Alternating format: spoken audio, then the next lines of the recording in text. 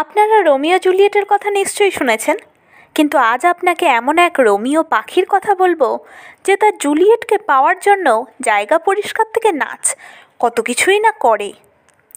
নিউগিনির rain ফরেস্টে বসবাসকারী এই পাখি হলো বার্ড অফ প্যারাডাইস। এই প্রজাতিতে অস্বাভাবিকভাবে মহিলাদের সংখ্যা কম, তাই সঙ্গিনী পাওয়ার জন্য পুরুষদের মধ্যে প্রতিযোগিতা তীব্র। তাহলে দেখুন এক প্রেমিক পাখি তার প্রেমিকার জন্য কি কি করে। এই স্বর্গের পাখি তার সঙ্গিনীর জন্য প্রথমেই তাদের মিলনস্থল পরিষ্কার করে। প্রত্যেকটা পড়ে থাকা অবাঞ্ছিত পাতা, ডাল সমস্ত কিছু সরিয়ে জায়গা পরিষ্কার করে। তারপর সেই জায়গাটি ডেকোরেশন করে কিছু লাল ফল দিয়ে। এরপর সঙ্গিনী যে ডালে এসে বসবে সেই ডালটা পরিষ্কার করতে থাকে।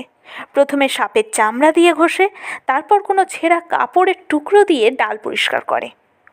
ভাবুন কত কষ্টই না করে কেষ্ট পাওয়ার জন্য, থুড়ি রাধা পাওয়ার জন্য। না না, এখানেই শেষ নয়। সঙ্গিনীকে মুগ্ধ করতে এবার তো আসল কাজ শুরু হবে। প্রেমিক পাখিটি তার জন্য করবে নাচ, তবে তার আগে রিহার্সালও করে নেয়।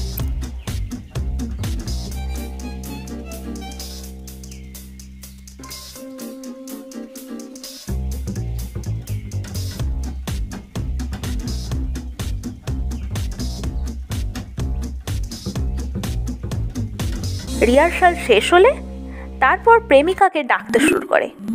প্রেমিকা যখন গাছের ডালে এসে বসে এবং তার ডানা ঝাপটে বুঝিয়ে দেয় যে নাচ দেখার জন্য সে প্রস্তুত, তখন প্রেমিক পাখিটি প্রথমে তার মাথা নিচু করে তাকে আহ্বান জানায়, তারপর নাচ শুরু করে।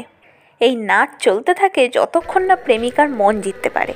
তাই এই নাচের সময়ের কোনো ঠিক নেই, এটা কয়েক মিনিট থেকে কয়েক ঘন্টা পর্যন্ত হতে পারে। নাচ শেষ হলে তারপর প্রেমিক পাখি তার ভালোবাসার প্রস্তাব দেয় প্রেমিকাকে।